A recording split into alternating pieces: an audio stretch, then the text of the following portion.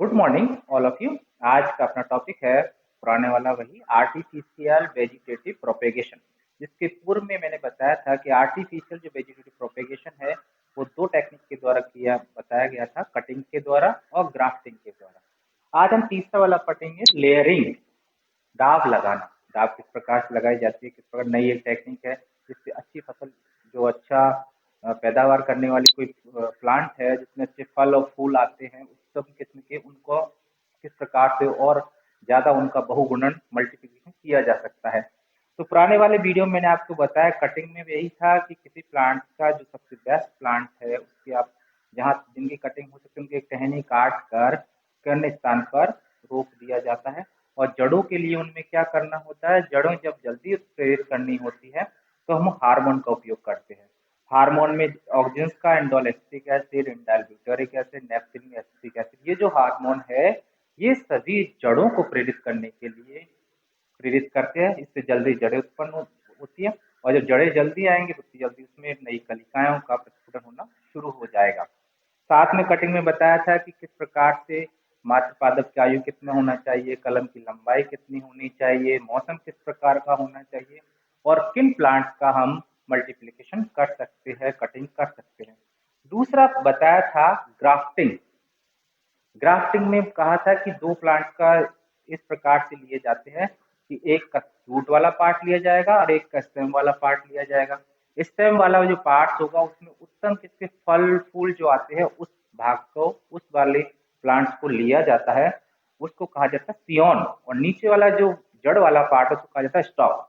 Stock ज्यादातर हम लेते हैं वाइल्ड स्पीसीज को। वाइल्ड स्पीसीज में क्या होता है कि वो एक तो डिजीज रेजिस्टेंट होती है, रोग प्रतिरोधक क्षमता उनमें बहुत ज्यादा होती है, और दूसरा उसमें जल अवशोषण की या धारण करने की क्षमता ये भी बहुत अच्छी होती है। तो दोनों प्लांट्स में को लगाने का तरीका बताया था कि एक का यदि अलग तरीके से काटा जाएगा वी शेप में तो दूसरा उल्टा वी शेप में कटेगा। तो ये बताया था, दोनों को एक दूसरे फिट करना होता है, दोनों को बांध देना है और वो नए प्लांट का कुछ समय पश्चात वहां पर फॉर्मेशन होना शुरू हो जाता है। यहाँ देखते हैं लेयरिंग। वेजिटेटिव प्रोपेगेशन में क्या, प्रोपेगेशन वही पार्ट्स होंगे, जड़ बीज के अलावा किसी अन्य पार्ट्स का उपयोग किया जाएगा तो इसको कहा जाएगा वेजिटेटिव प्रोपेगेशन, और जिस पार्ट को स्ट्रक्चर यूनिट का उपयोग किया जाता है उसको कहा जाएगा प्रोपेग्यूल। तो अब पढ़ते हैं लेयरिंग, दाव लगाना, तीसरा जो महत्वपूर्ण टॉप बिंदु है उसका। तो लेयरिंग में क्या काम किया जाता है, दो प्रकार से लेयरिंग की जाती है, दो प्रकार से दाव लगाया जाता है, माउंड लेयरिंग और गुटी या एयर लेयरिंग। एक जमीन के अंदर होगा, एक हवा के अंदर है। दोनों प्रकार में किस प्रकार से दाव लगाया जाता है। तो ये जो लेयरिंग का जो मेथड्स है उन प्लांट्स के लिए अच्छा होता है जिनकी शाखाएं लंबी होती है और लचीली होती है। ये जमीन के अंदर नहीं होगा, जमीन के मतलब ऐसे नहीं कटिंग करके नहीं लगाया जाएगा। इसमें क्या है कि प्लांट में पहले रूट्स उत्पन्न की जाती है। जब प्लांट में रूट्स उत्पन्न हो जाती है उसके पश्चात उस प्लांट को वहां से रूट को काट के नए स्थान पर ट्रांसप्लांट किया जाएगा, नए जन ग्रो किया जाएगा। तो सबसे खास बात यह है कि ये इसमें प्लांट वो चयन करना है जिसमें कि लंबी हो शाखाएं, तना लंबा और लचीला होता है। दूसरा, इसमें जब तक जड़ें उत्पन्न नहीं होंगी तब तक उस प्लांट की कटिंग या दूसरे स्थान पर वो लगाया नहीं जाएगा। तो पहले इसमें जड़ें उत्पन्न करनी होती है, उसके पश्चात उस प्लांट को काट कर दूसरे स्थान पर लगाया जाता है। तो पहला देखते हैं माउंड लेयरिंग। तो माउंड लेयरिंग में क्या होता है कि उस प्लांट में ऐसे प्लांट जिनकी शाखाओं नीचे, कुछ शाखाएं जमीन के नीचे लटकी हुई रहती है, ऐसे पादप जिनकी शाखाएं जमीन के नीचे होती है, उनमें से एक जो शाखा सबसे लोअर निचली वाली शाखा है माउंट लेयरिंग में, जो सबसे निचली वाली शाखा है उसको क्षैतिज आकार में इस प्रकार से घुमाया जाता है, क्षैतिज हॉरिजॉन्टल इस प्रकार से घुमाया जाता है कि ये लूप नुमा बन जाता है। लूप नुमा संरचना बन गई है, और ये लूप नुमा संरचना यू के आकार की दिखाई देती है। अंग्रेजी का अक्षर है यू, उस टाइप की आपको देखो ये संरचना दिखाई देगी यहाँ पर। तो इसको यू आकार का बना दिया जाता है और इसको जमीन के अंदर थोड़ा सा गीली मिट्टी लगा के जमीन के अंदर गाड़ दिया जाता है और फिर इसके ऊपर और मिट्टी लगा के इसको दबा दिया जाता है। कुछ समय पश्चात हम देखते हैं कि जो नोड वाला पार्ट है, यहाँ जो नोड्स वाला पार्ट होते हैं वहां से अपस्थानिक जड़ों का फॉर्मेशन होना शुरू हो जाता है, नोड वाले पार्ट। और सबसे बात पहली क्या करनी है इससे पहले कि इस जो पादप है इसमें मान लो पूरे प्लांट्स में लीफ होंगी, निचली वाली जो ब्रांच है उसमें टोटल लीफ होती है, तो ज्यादातर निचली वाली जो शाखाएं है, निचली वाली जो ब्रांच है, इसकी पत्तियों को हटा दिया जाता है, अर्थात पर्णविहीन कर दिया जाता, पूरी नहीं, आंशिक रूप से या डिफोलिएटेड कर दिया जाता है, पर्णविहीन कर दिया जाता है। और ऊपर की जो शाखा है उसमें पर्ण लगे रहेंगे, क्योंकि प्रकाश संश्लेषण का काम करेगी। तो ऊपर वाली शाखा छोड़कर निचले वाली जो ब्रांच वाली, ऊपर वाले भाग को छोड़कर निचले वाले भाग में से जो पत्तियां हैं वो हटा दी जाएंगी सारी की सारी। और फिर इसको जमीन में थोड़ा सा लचीला होता है निचले, तो इसको थोड़ा सा दबा के यू आकार में बना दिया जाएगा। इसे मिट्टी लगा दी जाएगी, मिट्टी लगाने के बाद इसको और ऊपर से मिट्टी से दबा दिया जाएगा। इसी को कहा जाता है लेयरिंग, मिट्टी से दाब लगाना। दाब लगा दी, कुछ दिनों बाद हम देखते हैं कि जो नोड वाला पार्ट है वहां से जड़ें उत्पन्न होना शुरू हो जाती है। तो जड़ें उत्पन्न हो जाती है नोड वाले पार्ट से, फिर यहाँ से इसको प्लांट्स को यहाँ से कट करके, जहाँ से रूट्स उत्पन्न हुई है वहां से इसको कट करके आप अन्य स्थान पर लगा सकते हैं। सबसे अच्छा एग्जाम्पल है मोगरा, चमेली मोगरा। हमने देखा है कि जमीन में आप वैसे भी जमीन में नीचे लटकी हुई शाखाएं रहती है, और ये नीचे लटकी हुई शाखाओं से कुछ समय पश्चात वहीं नीचे जब फैला रहता है तो उसमें जड़ें उत्पन्न हो जाती है मिट्टी बरसातों में। तो जड़ें उत्पन्न होने से नई ब्रांच आप उसको तोड़ के नए स्थान पर लगा सकते हैं। दूसरा जो महत्वपूर्ण मेथड है गुटी लगाना या एयरलैंड, इसमें एक बार और ध्यान रखने वाला है कि या तो सिंपल इस तरीके से हम लगा सकते हैं, या यहाँ पर हम कट भी कर सकते हैं। मान लो जड़ें बहुत, तना थोड़ा सा मोटा ज्यादा है तो ऊपर इसको थोड़ा सा छील दिया जाएगा, थोड़ा सा ऊपर से छील दिया जाएगा, या उसमें कट लगा दिया जाएगा बी के आकार का। तो इसको कहा जाएगा नोचिंग। इसको कहा जाता है बी आकृति का कट लगा दिया जाता है, यहाँ पर इस वाले पार्ट में बी आकृति का कट लगा दिया जाता है, इसको थोड़ा सा कट की यहाँ बी आकृति का। तो जिससे कार्य जड़ें हैं वो जल्दी उत्पन्न, अगर मान लो जड़ें लेट उत्पन्न हो रही है तो कुछ पादपों में क्या कर सकते हैं, नीचे बी आकृति कट करके या उसको थोड़ा सा छील के फिर जमीन में गाड़ देते हैं, इससे जड़ें जल्दी उत्पन्न होती है। तो कुछ पादपों में ये जड़ों को प्रेरित करने के लिए, जल्दी जड़ें उत्पन्न करने के लिए हम इसमें कट कर सकते हैं, कट करने से रूट्स जल्दी प्रेरित होती है। दूसरा महत्वपूर्ण मेथड है गुटी और एयर लेयरिंग। एयर लेयरिंग का मतलब है हवा में हम दाब लगा रहे हैं, मतलब हवा में ही नया प्लांट का फॉर्मेशन कर। तो रूट्स हमें पहले उत्पन्न करनी है, दोनों ही मेथडों में। अपस्थानिक जड़ों का फॉर्मेशन पहले होगा।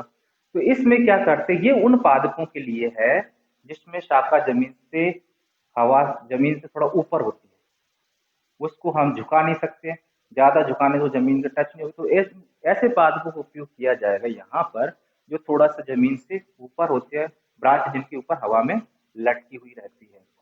तो यहाँ क्या करते हैं कि दो प्रकार से कर सकते हैं, या तो हम जो ऊपर से जो प्लांट बड़ा, जिसकी 1-2 वर्ष पुराना जो प्लांट है उसकी ब्रांच को छील कर ऊपर से उसकी ब्लैक जो छाल है उसको हटा देंगे, या तो छाल को हटा करके लगा सकते हैं या उसको कट करके ऊपर से थोड़ा सा छील के, दोनों ही मेथड है। छाल को हटाना गर्डलिंग कहलाता है, छाल को हटा रहे गर्डलिंग कहलाता है। तो या तो छाल को आप हटा दीजिए पूरी ऊपर से गोल, या उसमें कहीं से उसको छील दीजिए थोड़ा सा अंदर तक, ज्यादा अंदर नहीं, जायलम थोड़ा सा ऊपर ऊपर अपन छील देंगे फ्लोएम तक। तो उसके पश्चात फिर इसमें क्या करते हैं, इसको थोड़ा सा छील देंगे इस प्लांट को, जैसे ये पूरा का पूरा प्लांट है तो अपन क्या करेंगे ऊपर वाले लेयर को यहाँ से छीलना शुरू करेंगे। तो ये प्लांट कैसे हो जाएगा, यह ऊपर वाले पार्ट्स को हटा दिया जाएगा, इस छाल वाले पार्ट जो ऊपर लेयर रहती है, या तो छाल को हटा देंगे या इसमें कट लगा देंगे, थोड़े से कट लगा के थोड़ा सा अंदर तक कट चीरा लगा दिया जाता है। फिर क्या करते हैं, इसकी खास बात यह है, इसके पश्चात हवा में दाव लगाना। हवा में दाव लगाने के लिए क्या करना पड़ेगा, इसका मिक्सचर बनाना पड़ेगा। तो क्या करेंगे, 2 पार्ट तो हम लेंगे क्ले मिट्टी, 1 पार्ट लेंगे हम काउडंग गाय का गोबर, कुछ हम मॉस लेंगे या कॉटन, मॉस हो सकता है या कॉटन। मॉस और कॉटन की खासियत यह है कि मॉइस्चर को बहुत लंबे समय तक एब्जॉर्ब रख सकते हैं, मॉस भी और कॉटन दोनों को दोनों।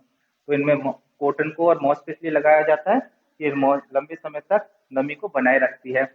और ऊपर लगा दिया जाता है पॉलीथीन या कपड़ा, या तो पॉलीथीन लगा दिया जाएगा या क्लोथ का लगा दिया जाएगा। कुछ में हम भूसा भी यूज कर सकते हैं, भूसा और नमी को थोड़ा सा एब्जॉर्ब करके रख सकते हैं, इसके ऊपर भूसा लगा दिया था।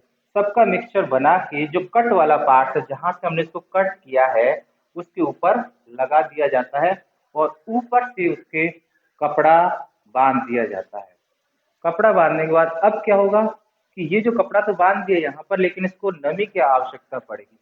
तो या तो हम करें कि इसमें बीच में छिड़काव करते रहें, तो वो थोड़ा लंबा प्रोसेस हो जाएगा, कौन बार बार छिड़काव करेगा। तो इसके लिए क्या करते, ऊपर वाली ब्रांच में, जो इसके ऊपर ब्रांच है उसमें एक मटका लगा दिया जाता है और मटके में एक छेद कर दिया जाता है, उसमें रस्सी लगा दी जाती है और वो रस्सी को इसके चारों तरफ लपेट दिया जाता है। तो ड्रिपिंग सिस्टम तरीके हो गया बूंद बूंद करके। तो ये क्या करेगी, यहाँ से धीरे धीरे पानी इसमें से जाएगा और ये पूरा का पूरा बहुत लंबे समय तक नम बना रहेगा। जितना नम बना रहेगा उतनी जल्दी इसमें रूट का फॉर्मेशन होना शुरू होगा। तो जब जब रूट फॉर्मेशन होने लग जाए, तीन दो तीन महीनों में, एक दो महीने बाद हम देखते रूट फॉर्मेशन हो जाता है। तो इस रूट फॉर्मेशन होने के बाद इस प्लांट को यहाँ से इसको खोल के जड़ वाले पार्ट को काट के अन्य स्थान पर इसको लगा दिया जाता है। तो ये जो मेथड है सारे के सारे, ये उन के लिए यूज किया जाता है जिसमें अच्छे फूल आते हों, अच्छे फल आते हों। तो उस प्लांट का मल्टीप्लिकेशन करना है, जिसमें अच्छे फल और फूल आते हैं उसी प्लांट का मल्टीप्लिकेशन करें। तो ये जो है, ये बूटी जो मेथड है, बूटी लगाना कहते हैं इसको, बूटी। और एयरलाइन में हवा में है तो ये हवा में दाब लग रहा है। तो ये जो है अमरूद में कर सकते हैं, अमरूद ज्यादा अच्छे अमरूद जिसके अंदर आते हैं उसको आप मल्टीप्लिकेशन कर सकते हैं, उसी ब्रांच से उसी पेड़ से बहुत सारे प्लांट बना सकते हैं। या संतरा, नींबू, इन सभी में इसी मेथड को अपनाया जाता है। तो ये था लेयरिंग, दाब लगाना। तो दाब लगाने का सबसे अच्छा क्या आपको होगा, जब शाखाएं लंबी होती है, जिनके अंदर लचीली होती है थोड़ा सा, और दूसरा इसमें अपस्थानिक जड़ों का निर्माण पहले किया जाता है, उसके पश्चात ही जब अपस्थानिक जड़ों का निर्माण हो जाता है उसके पश्चात उसको वहां से कट करके अन्य स्थान पर लगाया जाता है। ये लेयरिंग की खासियत, और उन्हीं प्लांट से किया जाएगा जिसमें कि उपयोगी पादप है, आर्थिक महत्व के पादप होते हैं। तो ये आर्टिफिशियल वेजिटेटिव प्रोपगेशन। और एक मेथड है इसमें माइक्रो प्रोपेगेशन, सूक्ष्म संवर्धन, जो कि टिश्यू कल्चर टेक्निक पर आधारित है। वो हम नेक्स्ट टॉपिक पे चर्चा करेंगे, नेक्स्ट वीडियो में हम आपसे फिर मिलेंगे। माइक्रो प्रोपेगेशन के बारे में बताएंगे किस प्रकार से माइक्रो प्रोपेगेशन के अंदर टिश्यू, एक ग्लास बीकर के अंदर किस प्रकार से नए प्लांट का निर्माण होता है। Thank you very much.